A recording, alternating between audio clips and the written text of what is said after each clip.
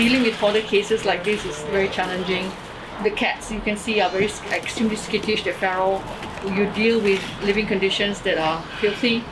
In this case, the owner is not around, but in some other cases, the owners are around and they're extremely defiant. And when you are all you're doing is just trying to help solve their problem. My name is Wati, and I'm a very proud cat rescuer.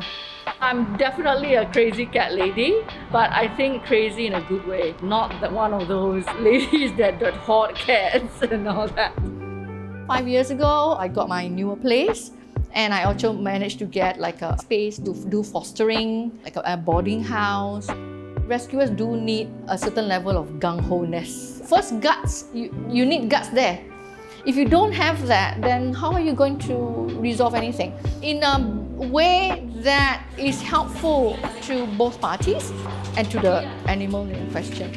Because sometimes you see people take a picture and then the next thing you know, it's posted somewhere. I have been misunderstood. I don't totally blame other people, but I think I'm misunderstood also because they have their own perceptions of how cat welfare is supposed to be. It's just like a child, and this is my child, I love my child, but you don't let the fella run around on the road. That doesn't make sense. I do have to tone down sometimes, even during the conversation, but being prepared, knowing the facts, knowing the laws definitely helps. The cost of my rescue work per month on average is 1,500 to 2,000, and that's just really quite basic. Transport can really accumulate. And of course, food. Food for my foster cats in the boarding house. Besides all the rescuing, the sterilization, all that, I still have to screen potential adopters. It's extremely important because if you don't get responsible people to adopt the cats, then the cats might end up back to square one. So I've got this one cat, David. He's a sweet, sweet boy. He's up for adoption. He's a special needs boy because he's got cerebellar hyperplasia, which is a neurological issue. He walks like a drunk person. I had to reject this adopter because he actually intended to put David in a cage. And that was something I was completely against. I had rescued David from a cage situation. He was severely underweight.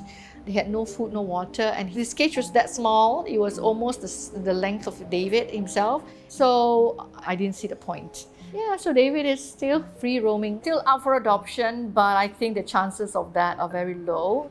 I definitely know that it is for me, and hopefully I'll just retire and just drop dead doing it.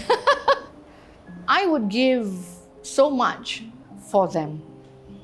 I would, and I have, I think, every day, not just my energy, my money, I fight with people for them.